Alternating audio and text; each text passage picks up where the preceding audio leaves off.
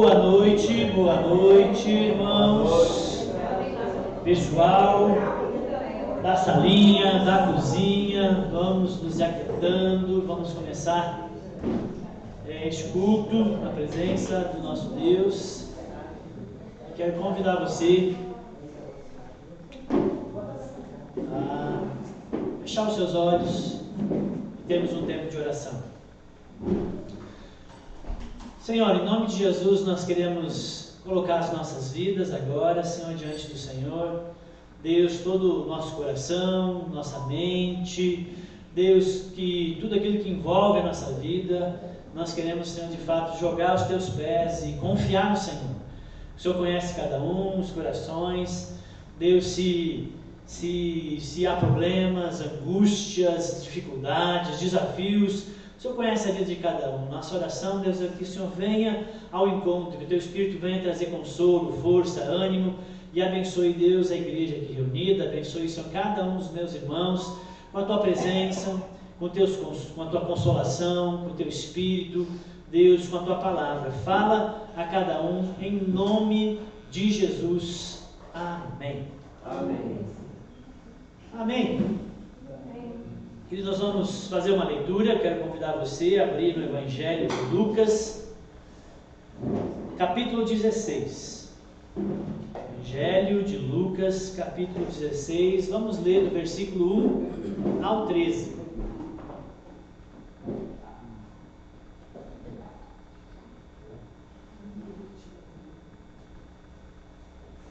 Amém? Achamos? Evangelho de Lucas, capítulo 16, versículo 1 ao 13. Jesus contou a seguinte história a seus discípulos. Um homem rico tinha um administrador que cuidava de seus negócios. Certo dia foram lhe contar que esse administrador estava desperdiçando seu dinheiro. Então mandou chamá-lo e disse: "O que é isso que ouço a seu respeito? Preste contas de sua administração, pois não pode mais permanecer nesse cargo." O administrador pensou consigo: "E agora? Meu patrão vai me demitir. Não tenho força para trabalhar no campo e sou orgulhoso demais para mendigar. Já sei como garantir que as pessoas me recebam em suas casas quando eu for despedido." Então ele convocou todos que deviam dinheiro a seu patrão perguntou ao primeiro: "Quanto você deve ao meu patrão?" O homem respondeu: "Devo 100 tonéis de azeite." Então o administrador lhe disse: "Pegue depressa a sua conta e mude-a para 50 tonéis." "E quanto você deve ao meu patrão?" perguntou ao segundo. "Devo 100 cestos de grandes de trigo." Respondeu ele. E o administrador disse: "Tome sua conta e mude-a para 80 cestos." O patrão elogiou o administrador desonesto por sua astúcia. E é verdade que os filhos deste mundo não são astutos ao lidar com o mundo ao redor que os filhos da luz. Esta é a lição: usem a riqueza deste mundo para fazer amigos. Assim, quando suas posses se extinguirem, eles os receberão no lar eterno. Se forem fiéis nas pequenas coisas, também o serão nas grandes. Mas se forem desonestos nas pequenas coisas, também o serão nas maiores. E se vocês não são confiáveis ao lidar com a riqueza injusta deste mundo, quem lhes confiará a verdadeira riqueza? E se não são fiéis com os bens dos outros, por que alguém lhes confiaria o que é de vocês? Ninguém pode servir a dois senhores, pois odiará um e amará o outro, ou será dedicado a um e desprezará o outro. Vocês não podem servir a Deus e ao dinheiro. Amém, irmãos? Amém. Quero convidar você, esse que é o 14º domingo do tempo comum, para louvarmos a Deus com cânticos. Convido você a ficar de pé. Convido você, irmãos, a dizer show, para desatenção, show para preguiça. A gente separou da semana inteira, essa 1h15, 1h20, para estarmos juntos, para fazermos um culto coletivo a Deus. Então eu acho que cai bem nessa 1 hora e pouca você dar o seu máximo de concentração, dar o seu máximo de de anseio, de vontade, de dedicação. Amém? Então louve ao Senhor, louve ao Senhor com gratidão, diga show também para toda mágoa, toda tristeza, todo pensamento que desvia você, e se dedique a Deus. Amém? Afinal, nós nos reunimos aqui para cultuar a Deus. Ou foi para me ver que você veio? Eu não ia ficar feliz se você viesse aqui para me ver. Então, se não foi para me ver, então vamos louvar a Deus, vamos adorá-lo. Amém? Amém. Vamos ficar em pé, louvar todos juntos em nome de Jesus. Amém.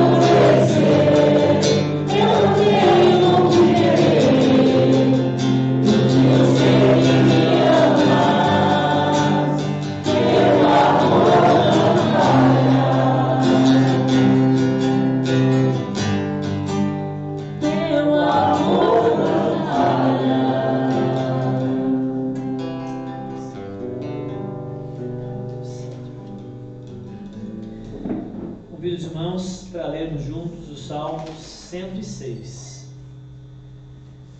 Por isso, a ira do Senhor se acendeu, e ele sentiu aversão por seu povo, sua propriedade. Entregou-os às nações, e foram dominados por aqueles que os odiavam. Seus inimigos os oprimiram, e os sujeitaram ao seu poder cruel. Muitas vezes os livrou, mas escolheram se rebelar contra ele. Por fim, seu pecado os destruiu. Ainda assim, ele viu a aflição do povo e ouviu seus clamores. Lembrou-se de sua aliança com eles e teve compaixão por causa do seu grande amor. Fez que seus captores os tratassem com misericórdia. Salva-nos, Senhor, nosso Deus. Reúne-nos entre as nações para darmos graças ao teu santo nome, para alegrar-nos no teu louvor. Louvem-nos, Senhor, o Deus de Israel, que vive de eternidade a eternidade. Todos digam amém. Louvado seja o Senhor. Amém, irmãos. Convido você a continuar adorando o Senhor no cântico.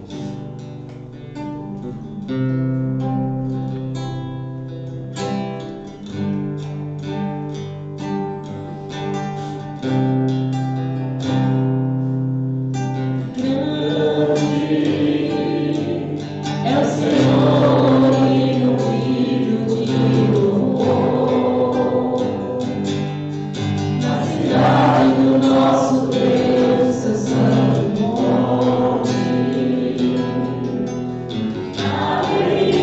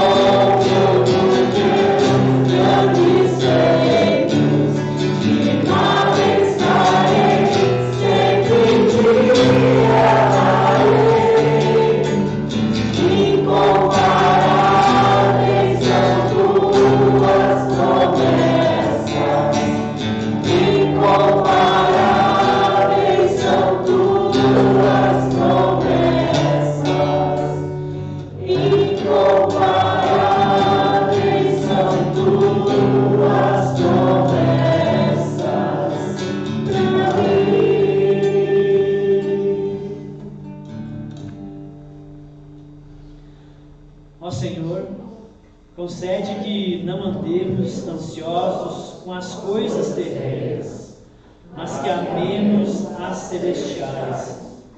Ensina-nos o valor das riquezas mundanas, para que possamos usá-las de maneira que não nos distraiam do valor mais alto das riquezas eternas. Que em tudo sejamos agradecidos a Ti. Amém. Senhor nosso Deus, pedimos a Ti que o Senhor abençoe no Senhor também com a Tua palavra.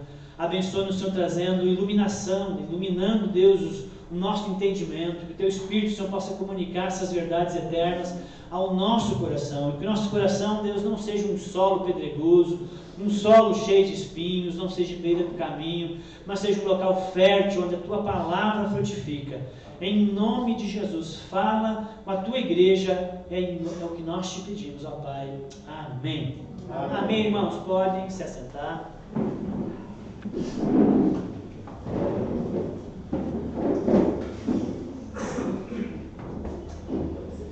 Vamos ter um breve tempo aqui de estudo e reflexão na Palavra de Deus. Eu quero convidar você a abrir a sua Bíblia no Evangelho de Mateus, capítulo 7.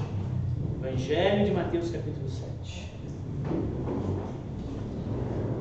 Nós vamos ler o Evangelho de Mateus, capítulo 7, do versículo 7 ao 12. O tema da pregação, o tema da mensagem de hoje é a grande virada e a espetacular oportunidade de nossas vidas. A grande virada e a espetacular oportunidade de nossas vidas. Achou, irmão?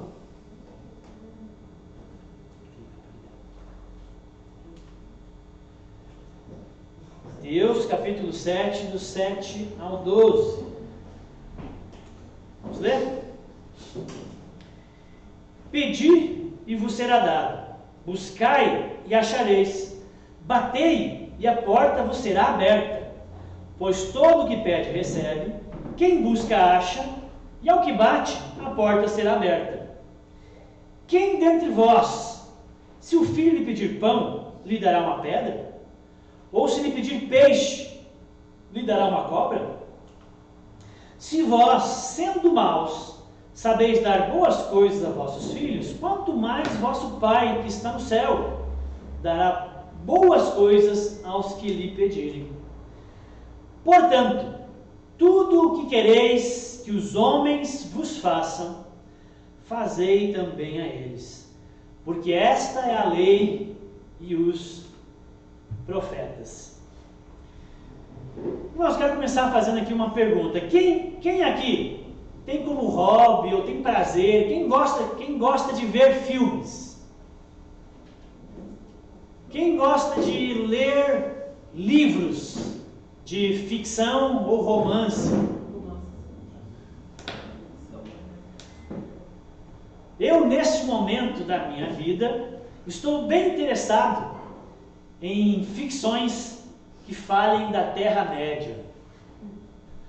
Para quem não sabe o que é isso, são os livros do Tolkien, que está passando uma série na Amazon, que são os Anéis de Poder, dentro do universo do Senhor dos Anéis, do Hobbit. Eu gosto muito, estou muito interessado nesses livros e nessas ficções. Todo livro, ou todo filme, quase que 100% das vezes, filmes ou livros começam com uma introdução, onde é apresentado a narrativa, o contexto, pessoas. Então começa por uma introdução, um momento de base e tal, e de repente se apresenta um problema. No livro vai ser assim, nos filmes vai ser assim. Se apresenta um problema e diante desse problema se instaura uma crise. Só dá coisa ruim, né? Só dificuldade, né? Aquele momento tenso do filme, do livro. E depois dessa crise, depois desse momento de tensão, vem o ápice, vem a virada. Geralmente os filmes é assim, aquele momento que a música começa a ficar mais emocionante e acontece lá a vitória ou o começo de uma vitória, de uma reversão de uma situação, é a virada. E aí o filme caminha para o seu fim. Mas sempre vai ter um momento de virada no filme ou no livro. A vida tem muita coisa bela, muita coisa boa, mas é fato também que a vida é cheia de dificuldades, não é, irmãos? É cheio de coisas que você gostaria muito, mas você está ali barrado pelas impossibilidades.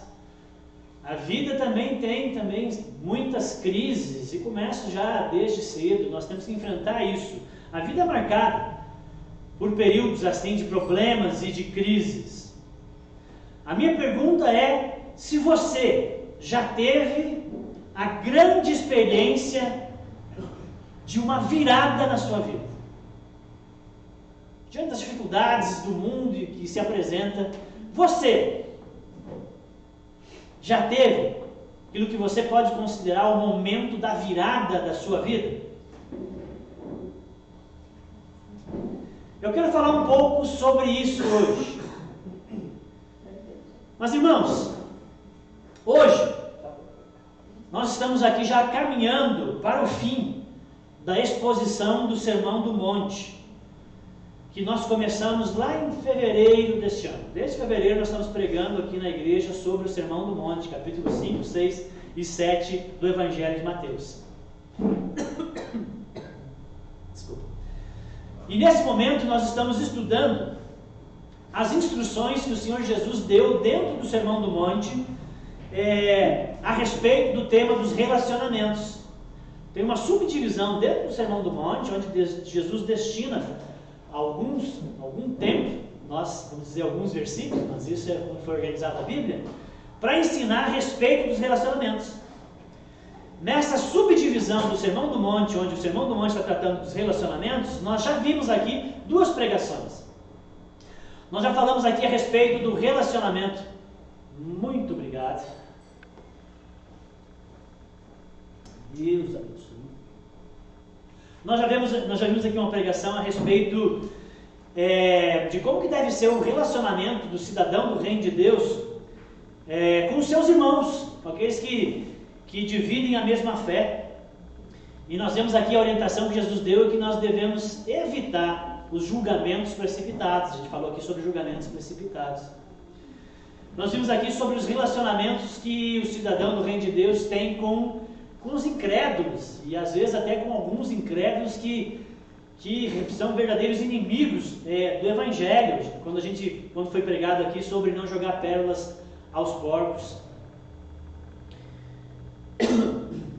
Mas hoje eu quero falar sobre o relacionamento que deve ser o relacionamento mais importante para cada um de nós, que é o nosso relacionamento com Deus, com o nosso Pai.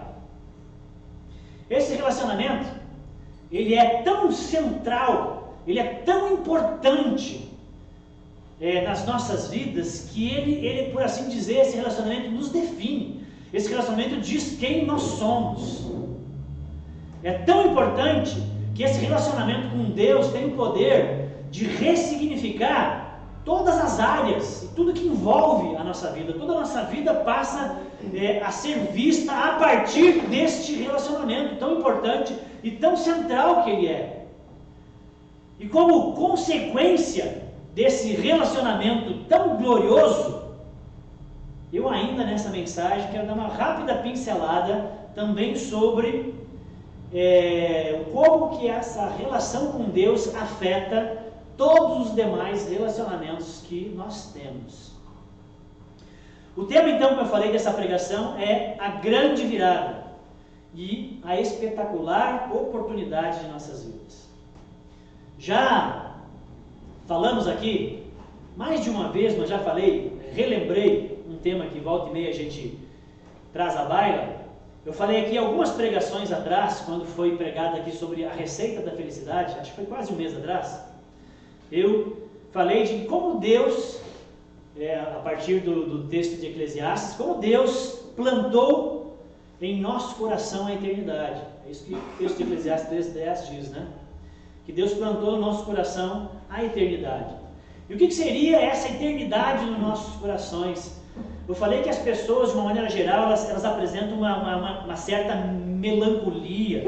Dentro de todas as pessoas existe um estado de vazio, há um certo desconforto, há como se dentro de todas as pessoas existisse uma fome que clama por ser saciada, um vazio que dói e que pede por ser preenchido. O ponto é que as nossas vidas, dá para se dizer que a vida de todas as pessoas nada mais é que uma corrida desesperada para saciar essa fome que existe dentro de todas as pessoas, porque Deus colocou a eternidade no coração do homem, e o homem passa a tentar responder a essa fome que só é preenchida pelo eterno, pela eternidade, mas o homem começa a tentar preencher pelo finito, pelas coisas da vida. Então nós corremos atrás de sucesso, corremos atrás de carreira, corremos atrás de realizações, amores, bens, e assim vai, uma tentativa de preencher e saciar essa fome. São coisas permitidas, são coisas que não são erradas, mas a verdade é que essas coisas não saciam a fome, e aquele desconforto, aquela melancolia, aquele vazio permanece lá. O ponto é, conforme Agostinho disse, que a nossa alma só vai se aquietar, só vai se dar por satisfeita quando nós encontrarmos a Deus, quando Deus for encontrado, adorado e colocado no centro da vida. Só então essa inquietude, só então esse vazio, esse clamor interno chegará ao fim. A nossa relação com Deus é tão central que dá para dizer que é a fome encontrando-se com a vontade de comer. É o ditado, né? É assim que é o relacionamento com Deus. É a fome encontrando-se com a vontade de comer. É a eternidade do coração se encontrando com o eterno, com aquilo e somente aquilo que pode saciar essa fome. Já vimos então, nessas discussões sobre relacionamentos, e com certeza você sabe disso por causa dos seus relacionamentos e da sua experiência de vida, nós já vimos aqui as dificuldades que nós temos de se relacionar com o irmão, né? Como às vezes é difícil, não é molezinho não, a gente tem dificuldade, né? Julgamos, nos apressamos, isolamos, afastamos, nós temos dificuldade de se relacionar com o nosso irmão, também temos dificuldade de se relacionar com os ímpios, né? Analogia das pérolas aos porcos. E vamos falar sério, irmãos, os relacionamentos humanos, e até mesmo dentro da família, de sangue, os relacionamentos humanos são difíceis. É ou não é? São difíceis. Mas nem sempre foi assim. Ou não era para ser assim. A Bíblia nos mostra que lá no princípio da vida, onde as relações começaram a ser desenvolvidas, no início de tudo, a vida era plena, a vida era sem conflitos, a vida era cheia de satisfação, cheia de luz. Gênesis 1 e 2. Mas aí o pecado, Gênesis 3, esse intruso, esse elemento estranho na boa criação de Deus, chegou e entrou na história humana, entrou nos relacionamentos e trouxe trevas, e trouxe ambiguidade, e trouxe deformação. E aquelas relações que eram plenas, satisfatórias, maravilhosas, agora eram relações caídas, defeituosas e problemáticas. E a primeira relação a ser afetada na vida do homem após a chegada do pecado, qual foi? Foi a sua relação com o Deus Criador, com o Deus Todo-Poderoso, que era plena e maravilhosa, que Deus vinha na viração do dia para tomar chimarrão, para bater papo, para se alegrarem, para dar risada, para pensarem, né, na construção e na ampliação do jardim, do progresso. Era maravilhoso, mas o pecado afetou essa relação, e por causa que o pecado entrou ali, agora o homem passou a olhar para Deus e desconfiar de Deus. O homem começou a duvidar da bondade de Deus, do amor de Deus e da sabedoria de Deus. Começou a negar as verdades de Deus. Essa grande ruptura que aconteceu nessa relação, que é a relação mais importante de todas para o ser humano, não passou desapercebido. A partir dessa ruptura com Deus, tudo piorou. Foi uma experiência de queda. Morro abaixo. As trevas logo transbordaram também sobre as outras relações humanas. O homem começou a ter problema de relacionamento consigo mesmo. Você vê lá em Gênesis 3. Começou a experimentar medo, vergonha, culpa. Ou seja, o homem começou a não saber mais, ele já não sabia mais quem Deus era. Ele tinha ali problemas teológicos. Agora ele começou a ter problemas psicológicos, ele já não sabe mais quem é ele. Ele começou a se perder. E ele começa a experimentar coisas que é da ruptura, da queda. Não bastasse isso, essas trevas e a influência do pecado nas relações humanas, começou também a afetar a relação com o próximo. Começou a afetar a relação entre os iguais. E o homem agora começou a brigar.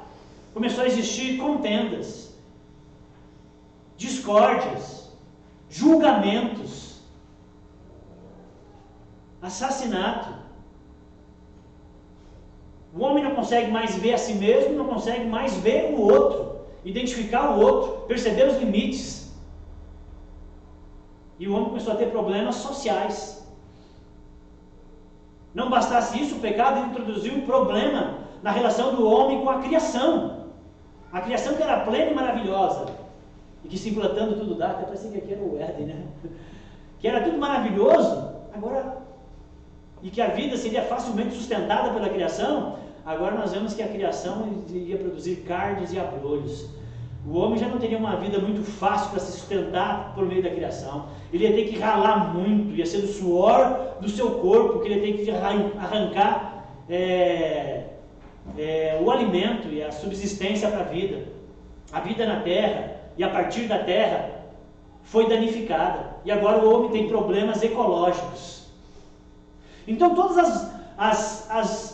os relacionamentos mais fundamentais do homem foram prejudicados, partindo da sua principal relação, a relação com Deus. Porque a relação com Deus, e o homem se perdeu na curva e não sabia mais quem era Deus, ele acabou se perdendo em todas as suas demais relações. E para que não ficasse pior ainda, porque já estava terrível, né? Esse estado de queda e esses problemas que o homem começou a enfrentar, para que não ficasse pior ainda, nós lemos lá em Gênesis capítulo 3, Deus então expulsa o homem do paraíso. E o paraíso, caso você não saiba, a palavra paraíso significa lugar de delícias, lugar da habitação de Deus.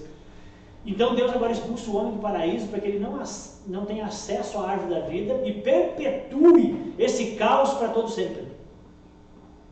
Então o homem é expulso do paraíso e Deus coloca anjos lá com espada flamejante, proibindo que o homem volte a ter acesso ao lugar de delícias e volte a ter acesso principalmente à presença de Deus, que é o lugar de delícias. Não era o jardim, era a presença de Deus que era o lugar de delícias.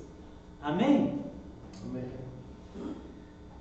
E a humanidade, uma vez, com todos os seus relacionamentos estragados e expulsos do paraíso, essa humanidade, que foi agora impedida de voltar à presença de Deus, ela passou a tatear no escuro, à procura da volta para o lar, à procura daquela memória da vida satisfatória, da vida plena, da vida cheia de luz, da vida cheia de gozo, de coisas maravilhosas. Ele perdeu isso. E no escuro a humanidade começou a tatear o caminho de volta para casa, mas sem sucesso. Essa é a história da Bíblia, do Velho Testamento e também da história humana, sem sucesso. Mas Deus, em sua infinita bondade e misericórdia, não deixou assim, irmãos. Deus, vendo o homem perdido, a humanidade perdida e não podendo dar conta de resolver esse problema, Deus envia o seu Filho único para vir, encarnar, ser um de nós, morar aqui para resgatar essa humanidade que estava perdida em seus pecados. E graças a Jesus, que é o único caminho de volta para Deus, Evangelho de João, capítulo 14, versículo 6, ele é o único caminho. Graças a Jesus, o nosso relacionamento com Deus voltou a ser possível. Graças a Cristo, nós temos a espetacular oportunidade das nossas vidas, que é a oportunidade de se relacionar com o Deus Todo-Poderoso e alcançar a plenitude perdida. A grande virada em nossas vidas, caso você tenha pensado, não, foi quando eu passei no concurso, foi quando eu casei com essa mulher, com esse homem, a grande virada foi quando eu comecei a ir nessa igreja. Se você achou que essas coisas foram a grande virada, não foi, meu irmão, não foi. A grande virada em nossas vidas acontece quando, por meio de Cristo, voltamos a ter acesso ao trono da graça. Amém? Amém. Voltamos a ter acesso à presença do Pai, ao Éden, ao lugar de delícias. Voltamos a nos relacionar com Deus. Esse texto que lemos aqui do Evangelho de Mateus, capítulo 7, fala disso. Fala desse maravilhoso relacionamento. E a partir disso e desse tema e disso que eu falei para vocês, eu quero aqui levantar, eu quero destacar alguns pontos. Primeiro, Deus anseia muito relacionar-se com você. Deus deseja. Deus anseia. Ele está só esperando a viração do dia. Amém? Se dá para a gente usar essa analogia. Deus ama e deseja se relacionar com você. Ele anseia por isso. Versículo 7 e 8 diz: pedi e vos será dado. Buscai e achareis. Batei e a porta vos será aberta. Pois todo o que pede recebe, quem busca acha, e ao que bate a porta será aberta. Irmãos, essa não é a primeira vez que Jesus ensina sobre oração aqui no Sermão do Monte. A gente já fez umas 2 pregações a respeito do ensino de Jesus sobre oração. Não é a primeira vez, Jesus continua ensinando sobre oração. Na oração, nós nos relacionamos com Deus, que é essa porta, esse caminho que Jesus escancarou para nós. Oração é relacionamento com Deus, oração é conversar com o Pai. E pela importância dada a essa prática e o tempo que dedicamos a essa prática, efetivamente, não teoricamente, efetivamente nós demonstramos a centralidade de Deus em nossas vidas. O quanto você valoriza, o quanto você pratica, o quanto você busca Deus em oração, é o que de fato vale e pesa na balança de que Deus é importante e central na sua vida. Com essas palavras que eu li aí, com esses versículos, com essas promessas, Jesus está nos dizendo: queridos, Deus ama ouvir a sua voz.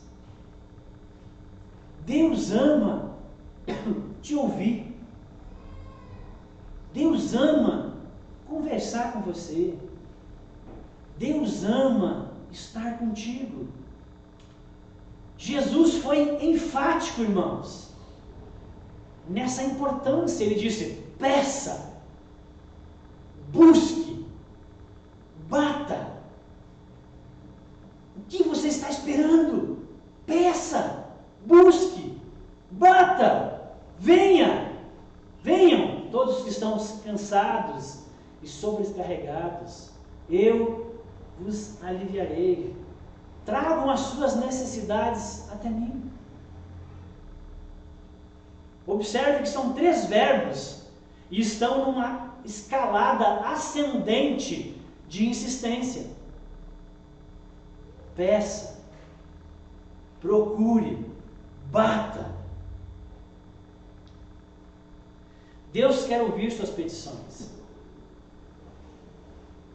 Ele quer estar comigo e com você. Ele quer nos abençoar. Então traga as suas necessidades. Traga todos os seus anseios. Traga todas as suas preocupações. Sabe por quê? Porque Deus quer ser ativo. Deus quer ser fundamental. Deus quer ser central. A fonte de todas as bênçãos. Para onde você eleva os olhos?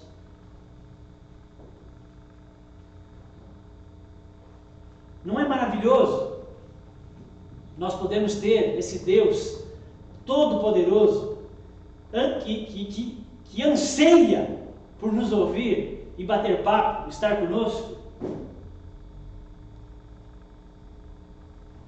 Ao ponto de dizer: olha, eu sou todo ouvidos,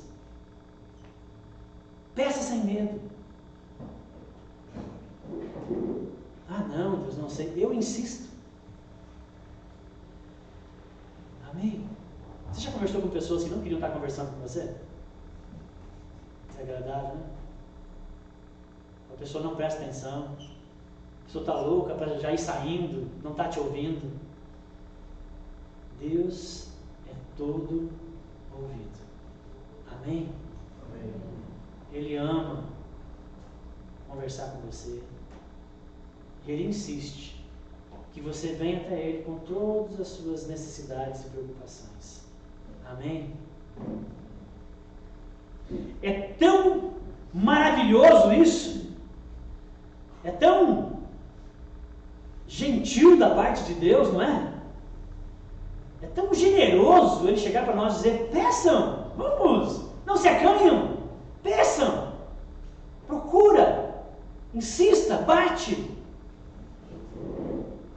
De um Deus que é imenso, Criador do universo, ser tão gentil e generoso com a gente, que a gente fica até encabulado às vezes, a gente fica até constrangido, e não muitas vezes, alguns até desconfiados diante da proposta e das promessas e do chamado de Deus. Como diz o ditado, que eu imagino que seja um católico, né? Quando a oferta é grande, até o santo desconfia, né? Aí o Deus Todo-Poderoso vem até mim e diz: peça, procura, bate. Não, Deus, não é bem assim. Eu insisto, eu quero te abençoar, eu quero te ouvir, estou aqui. Que a gente fica até desconfiado. Mas, irmãos, Deus não tem segundas intenções. Deus não tem nada escondido. Suas intenções são primárias mesmo, são bem esclarecidas. Ele quer o seu coração, Ele quer estar com você. Amém? Amém. Mas para que essa desconfiança diminua e nós possamos ter maior compreensão das intenções de Deus, porque era o que estava acontecendo ali. Jesus largou promessas maravilhosas e aí Ele teve que ilustrar diante de um estado de desconfiança. Então, para que nós entendamos melhor isso que Deus nos propõe, esse relacionamento glorioso, Jesus usa uma parábola para a gente entender melhor essas que são com certeza as maiores a maior e mais generosa conjunto de promessas da Bíblia. E aí aqui está o segundo ponto dessa pregação que eu quero apresentar para você. Deus, primeiro, anseia muito relacionar-se contigo. Amém? Ele insiste. Segundo ponto que eu quero trazer aqui é que Deus é essencialmente bom. Deus é absolutamente bom. Deus é inteiramente bom. Versículo 9 a 11 do capítulo 7. Jesus diz: quem dentre vós, se o filho lhe pedir pão, lhe dará uma pedra? Ou se lhe pedir peixe, lhe dará uma cobra? Se vós, sendo maus, sabeis dar boas coisas aos vossos filhos, quanto mais vosso Pai que está no céu dará boas coisas aos que lhe pedirem. Jesus aqui então, nesse momento do Sermão do Monte, diante das promessas maravilhosas de relacionamento que Ele fez e a insistência de Deus nessa relação e a desconfiança que brota a partir daí, Jesus apela para uma relação que seus ouvintes e nós também conhecemos muito bem, que são as relações familiares. Nós sabemos que os pais fazem sacrifícios e estão dispostos a se sacrificar pelos seus filhos, não estão? Os pais fazem isso. Sabemos que é da natureza dos pais não medir esforços para ver seus filhos ou seu filho sorrir, ou para salvar os seus filhos de qualquer tipo de perigo. Não é certo isso? Eu lembro de um filme antigo, talvez você tenha visto. Você viu esse filme? Lá do ano 2000 eu acho. Um Ato de Coragem, com Denzel Washington. Um filme muito legal. Um casal que tem um filho pequeno, e esse filho então agora descobre uma cardiopatia muito séria, começam a tratar e a doença avança muito rápido, e o plano de saúde que eles têm é um plano muito simples, não cobre o tratamento, e aí o plano quer abandonar eles e o filho vai morrer. E esse pai, numa atitude de desespero, porque não consegue reverter a situação, ele vai lá e sequestra 14 pessoas da emergência do hospital. Ele fecha a emergência. Até porque ele quer uma solução, o filho não pode morrer. Sequestra enfermeiro, sequestra gente, sequestra médico, ele quer uma solução. E aí tem o desdobramento do filme, até que no final ele está a ponto de dizer: salva o meu filho, pega o meu coração, vai doutor, está com a arma, abre o meu peito, salva o meu filho. Esse pai desesperado fez uma loucura, porque queria o bem do filho. Agora, Jesus está perguntando: qual dentre vós, se o filho pedir um pão, ele está com fome, você vai dar uma pedra para ele comer? Ou se ele pedir um peixe, vai lhe dar uma cobra? Qual de vós vai fazer isso? Jesus perguntou. Se vocês, sendo maus, conseguem dar boas dádivas, conseguem ter prazer e fazer boas coisas aos seus filhos, quanto mais o Pai Celeste vos dará coisas boas a todos aqueles que pedirem. Quando formos orar, buscar o auxílio de Deus, Ele quer que você, meu irmão, saiba que Deus é essencialmente bom. Sempre que você orar, buscar a Deus, pedir, trazer a Ele, porque Ele falou que era para você bater, pedir, buscar, e você trazer a Ele suas necessidades, suas ansiedades, suas preocupações, seus sonhos e desejos. Deus quer que você saiba que aquele a quem você dirige as suas orações e a sua confiança, Ele é essencialmente bom. Deus não é bom porque faz coisas boas. Não.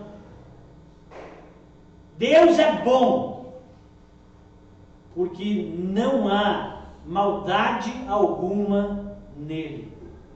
Deus não sabe e não pode ser diferente disso. Ele é essencialmente bom. Não há chance alguma de Deus ser mau ou de Deus praticar maldades. Tiago 1,13 diz: ninguém sendo tentado diga, de Deus sou tentado, porque Deus não pode ser tentado pelo mal. Não tem espaço para o mal, não tem lugar para o mal, não tem vez do mal. Amém? Amém. Deus é essencialmente bom. Jeremias 29,11 diz: porque eu bem sei os pensamentos que tenho a vosso respeito, diz o Senhor, pensamentos de paz, e não de quê? Não de mal, para lhes dar o fim que desejais. O nosso Pai, que anseia por ter um relacionamento conosco, que nos pede para estar com Ele e compartilhar a vida e tudo mais, esse Pai é essencialmente bom. Não tem nada mal nele, nenhum pensamento mal a nosso respeito.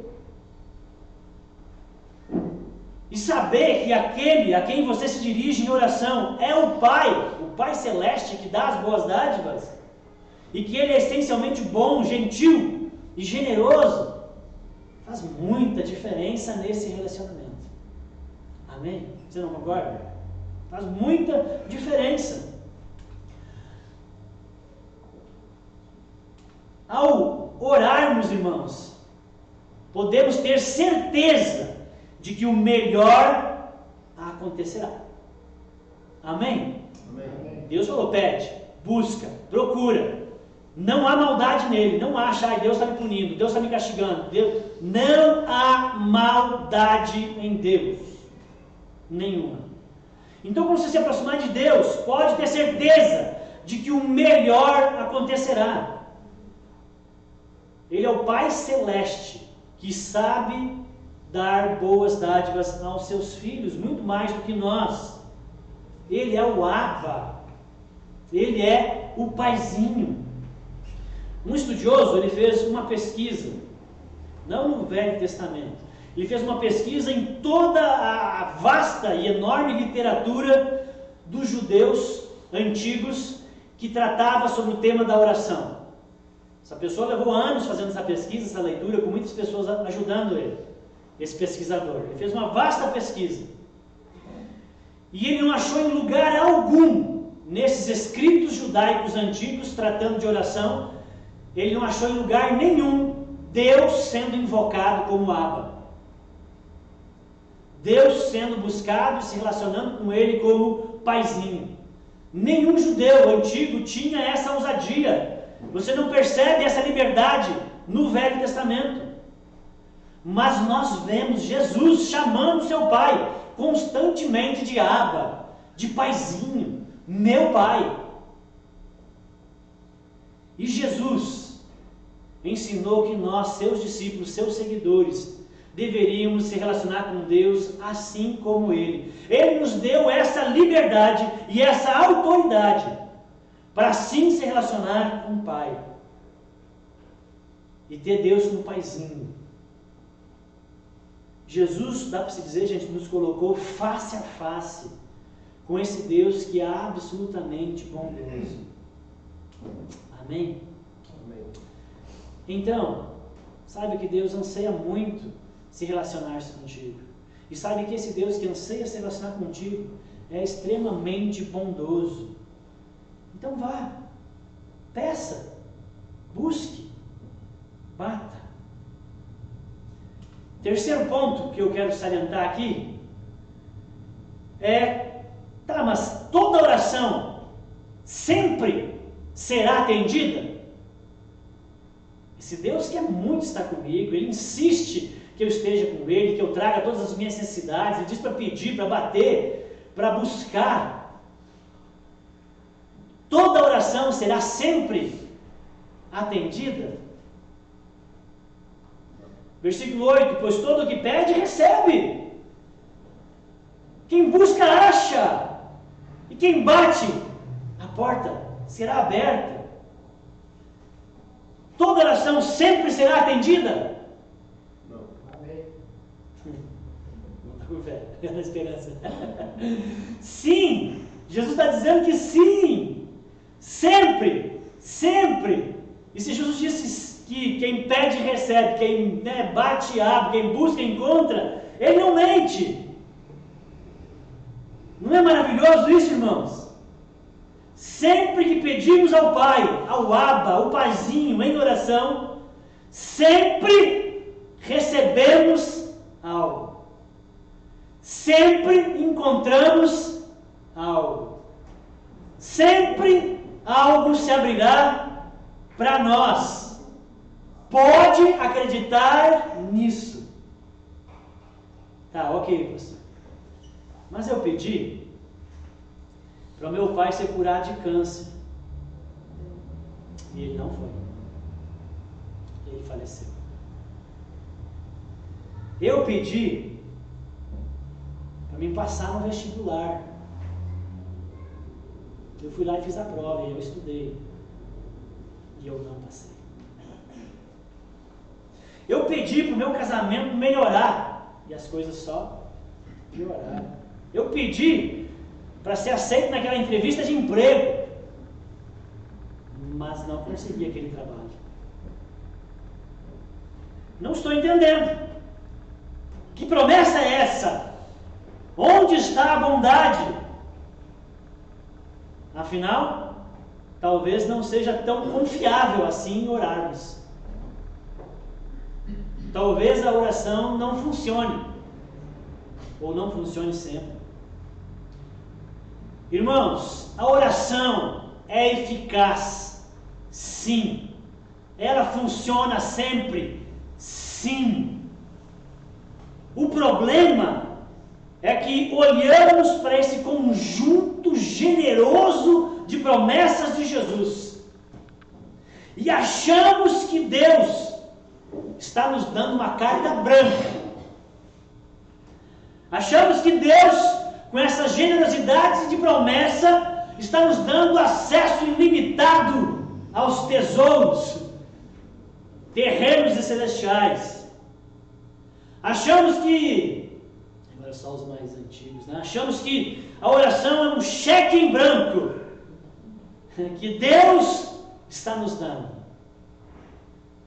Gente, volta e meia, essa semana aconteceu de novo. Isso não se faz, né? A pessoa, o paciente, pode ver isso acontece. O paciente vai lá e me dá um cheque, só assinado. Preenche aí depois. Querido, não faz um negócio desse, você não pode.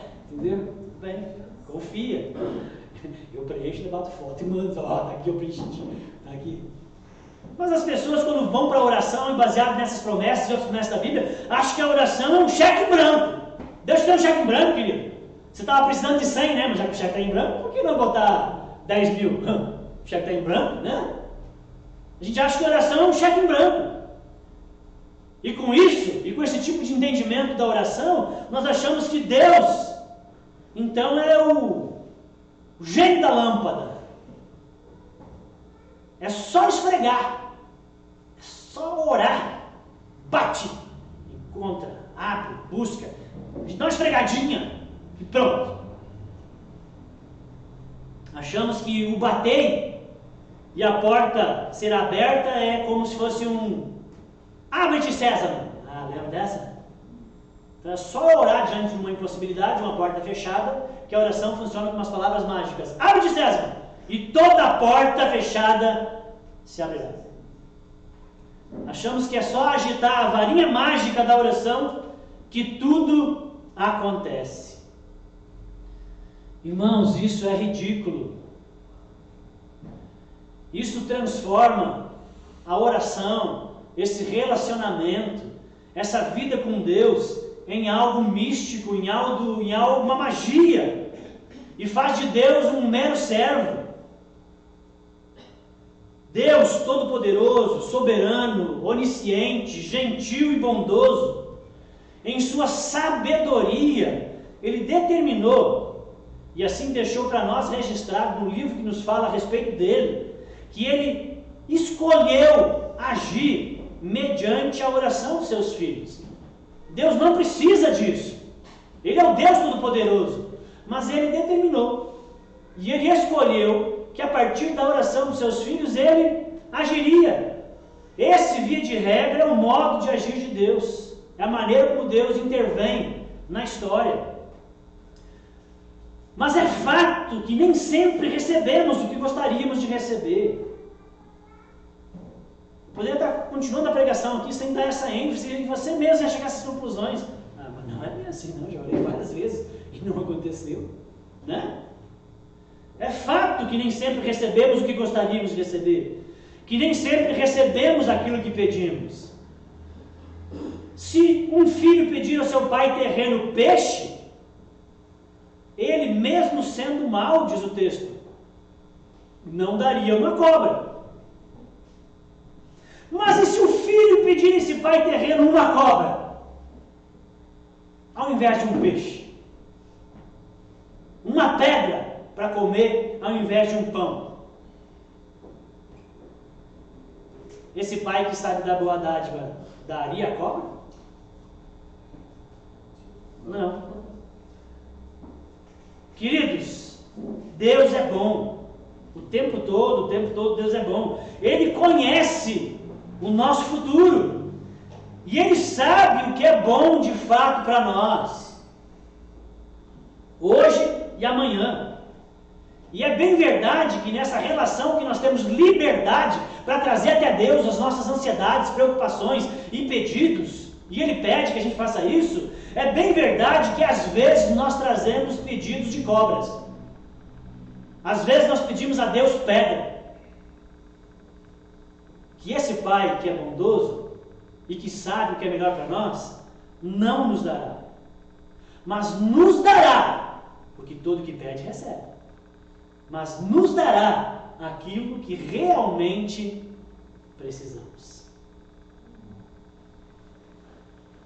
Além disso, como que nós chamamos uma criança que não ouve não, que nunca ouve não, e que sempre recebe tudo que pede dos seus pais? Como que nós chamamos essa criança? Mimada. E me diz, isso é algo bom? É algo legal? É benéfico? Não. Então eu quero dizer para vocês que Deus não tem filhos mimados. Ele só dá o que realmente é bom. Amém? Amém. Pense assim, Deus, que é essencialmente bom, absolutamente bom, nosso Pai Celeste, só dá coisas boas aos seus filhos. É assim, porque não há maldade nele. Ele não pode nos dar cobra. Ele é bom. Então esse Deus que é bom, essencialmente bom, Ele só dá coisas boas aos seus filhos. Mas além de ser bom, esse Deus também é sábio. E Ele sabe discernir o que é bom e o que é ruim naquilo que Ele vai nos dar. E Deus nunca nos dará nada que vai vir a nos prejudicar. Mas sempre nos dará algo. Por isso que oração funciona. Quando oramos, algo acontece. Quando você pede, você recebe. Sempre vai receber algo, nem sempre o que você pediu. Mas quem pede, recebe. Amém? Amém. Quem busca, encontra. Talvez não o que você queria, mas você vai encontrar algo da parte de Deus, aquilo que Ele queria. Amém? Amém. E quem procura, acha. Sempre.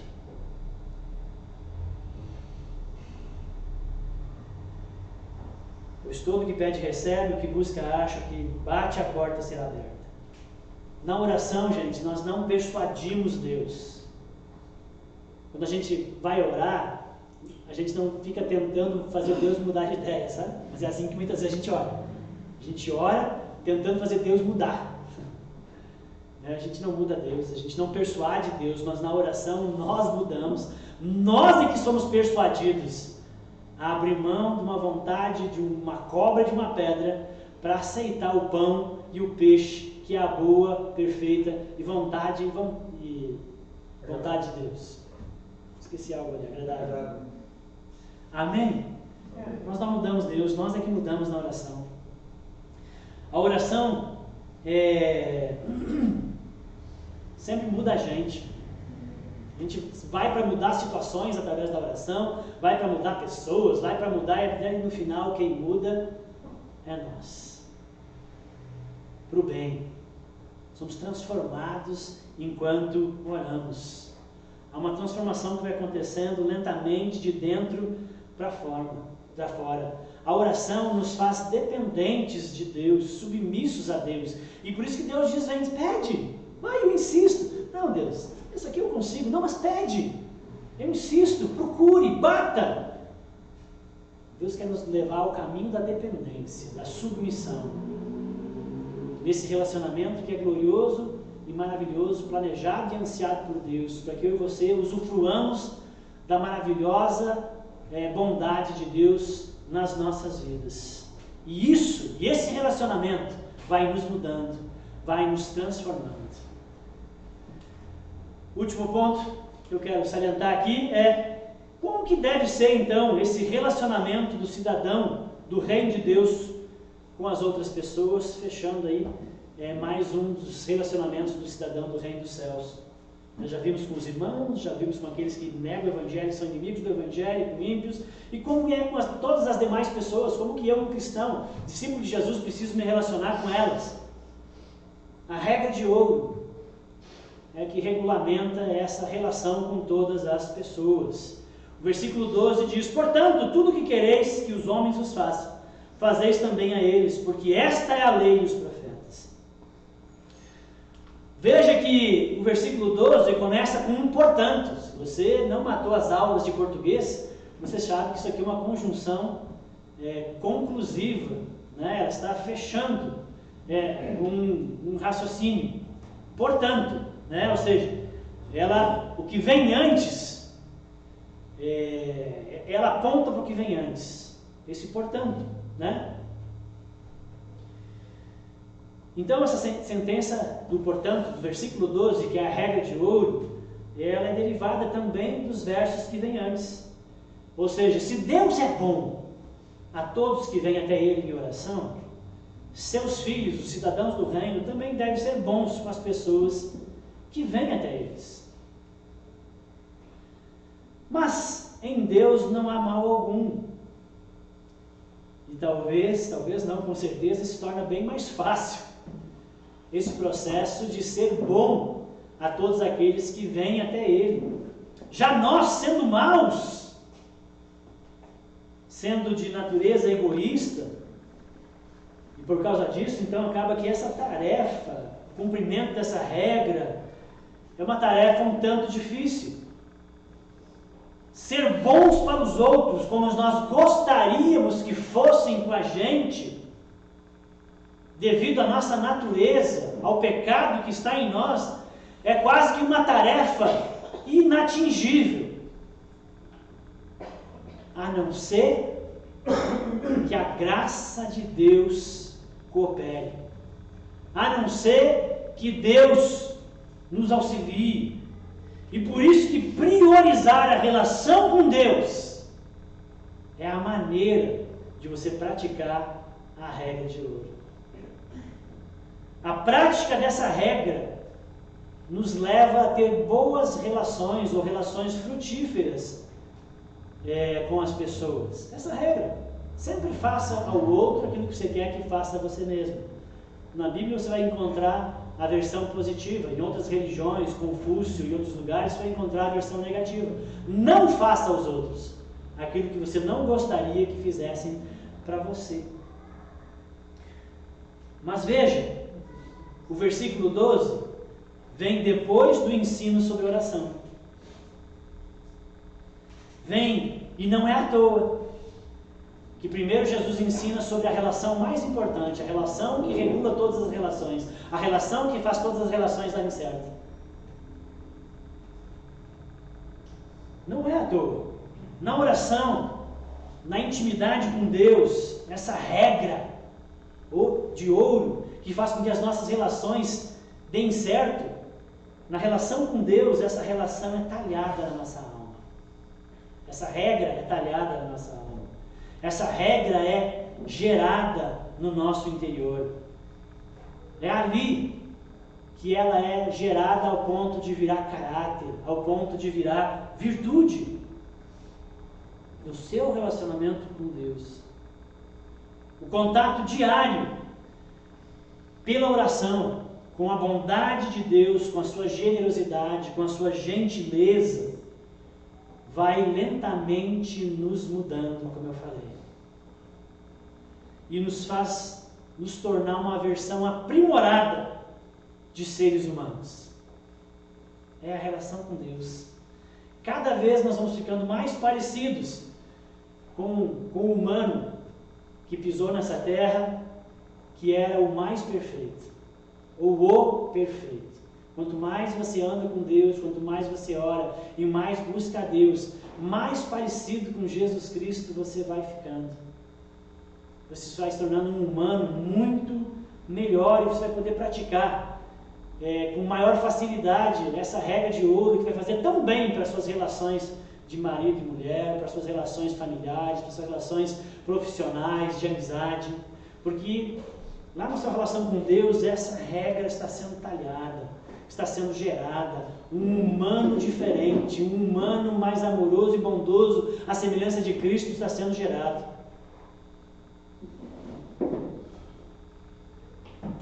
Boas relações humanas são forjadas e desenvolvidas na boa relação com o Criador. São geradas ali e mantidas ali também. Amém? Amém. Vamos orar então?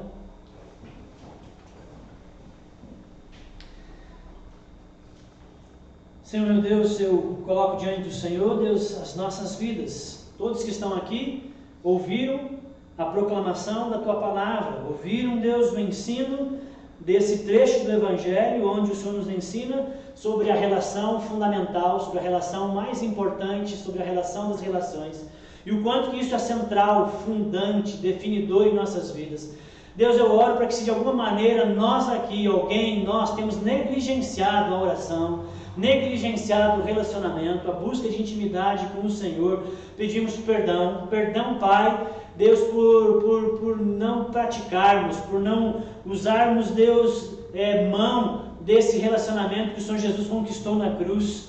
Pai, ajuda-nos, Senhor, a aprimorar, a crescer, a avançar, a colocarmos acima de tudo o relacionamento contigo e termos uma vida de oração, que seja, Deus, no início do dia, no meio do dia, no final do dia, ou onde for, ou mais de uma vez, mas que possamos cultivar, desenvolver e alimentar mesmo essa fé e essa crença, porque assim é, que sem a vida de oração e a vida com o Senhor, Deus, nós desumanizaremos e nós não teremos boas relações nem conosco mesmo, nem com os outros, nem com ninguém. Só alimentaremos, Deus, aquilo que o pecado e a ruptura causou: estranheza, Deus, trevas, melancolia.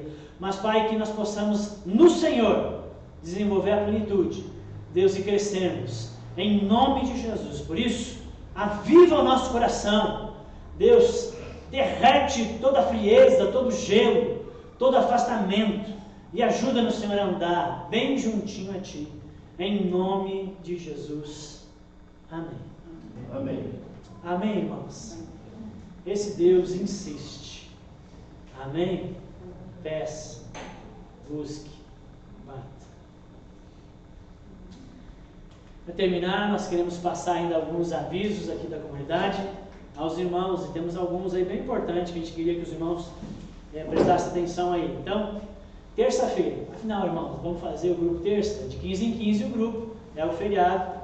Vamos fazer ou querem ainda decidir lá no grupo? Pequeno grupo de estudo bíblico na terça.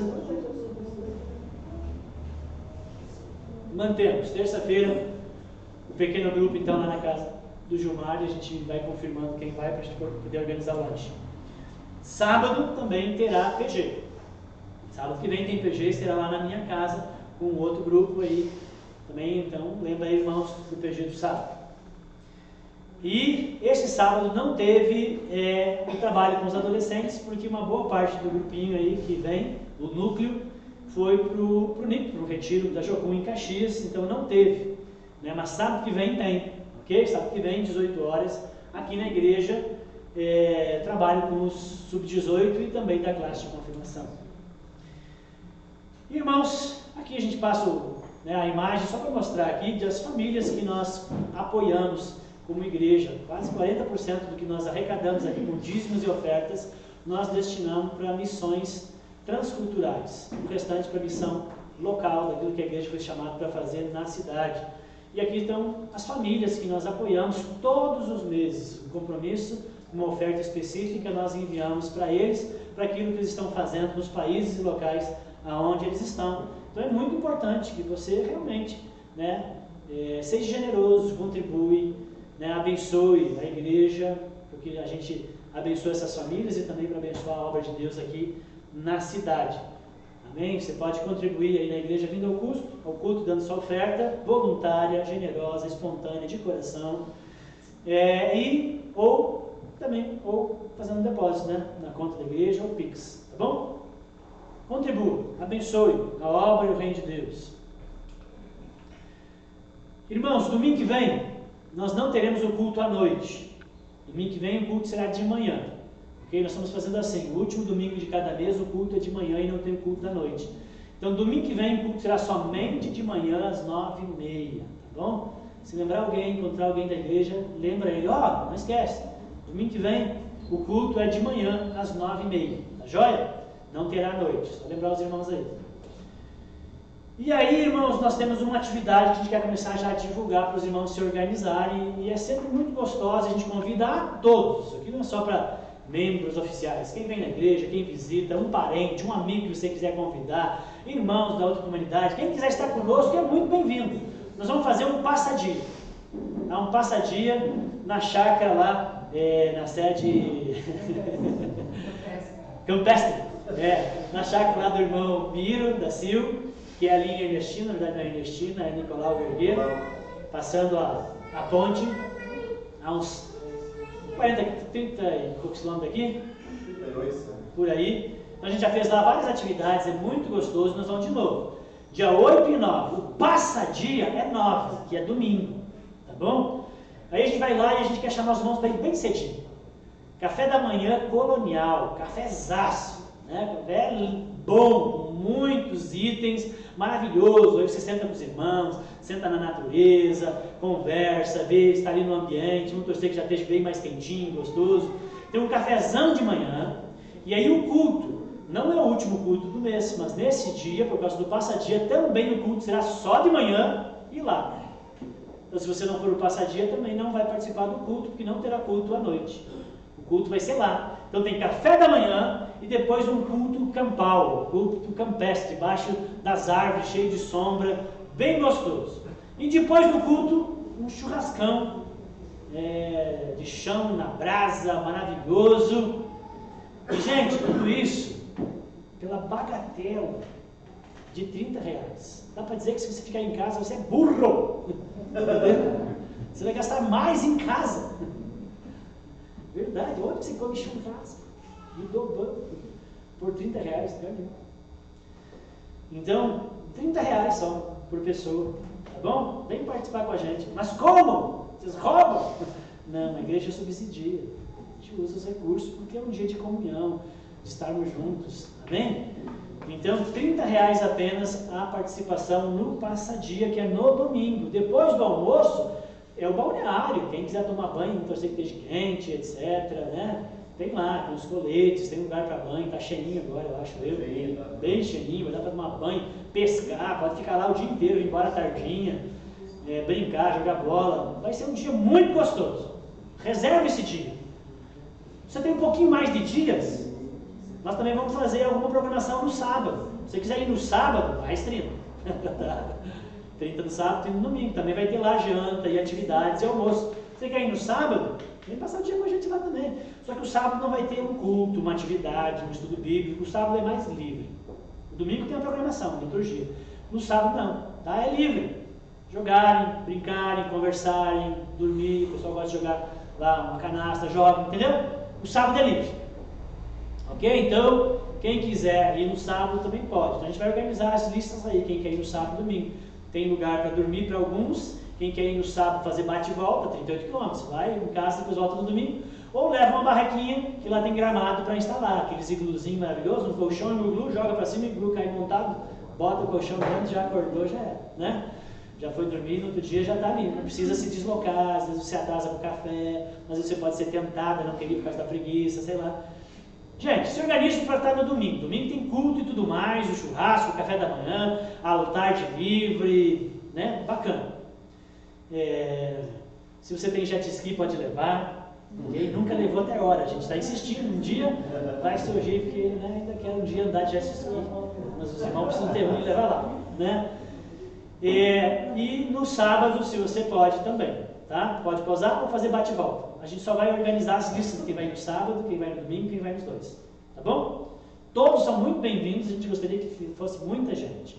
Porque isso é saudável, isso é bom para a igreja, esse tempo de amizade, comunhão, estarmos juntos, tá? É isso. Amém? Amém. Então, queria convidar você mais uma vez para fazermos mais uma oração, colocando nossas vidas e esse culto. Vamos ficar de pé? A gente desde já quer agradecer a presença de todos os irmãos, de todos os queridos que nos visitam, sejam bem-vindos, agradecemos, sintam-se em casa. Pai, em nome de Jesus, é com alegria que nós nos reunimos nesse lugar, Deus, e nós queremos bem dizer a Ti a Sua bondade que nos alcançou por meio de Cristo e do relacionamento que temos contigo, o perdão dos nossos pecados, a família na fé, a igreja do Senhor que nos ensina, nos discipula. Obrigado por tudo que o Senhor tem nos dado. Obrigado, Senhor, pela saúde, pela família, pelo trabalho. Que o Senhor abençoe a vida dos irmãos, a semana dos irmãos, os relacionamentos, Deus, os negócios, as viagens, os estudos. Que a boa mão do Senhor esteja sobre cada um e que em tudo nós possamos glorificar a Ti, vivendo de uma maneira digna do Evangelho, e que também possamos, Deus, cumprir a nossa tarefa de evangelistas, a nossa tarefa de missionários na terra, em todos os locais que o Senhor nos enviar. Que a nossa relação contigo, Deus, transborde sobre os outros. Em nome de Jesus. Amém. Amém. Amém, queridos. Pega a sua mão. Que a graça do Senhor Jesus, que o amor do Pai e a comunhão do Espírito Santo seja abundante sobre você e os seus, em nome de Jesus. Uma abençoada semana a todos. Não saia sem cumprimentar o seu irmão que está aí. Amém? Boa semana a todos.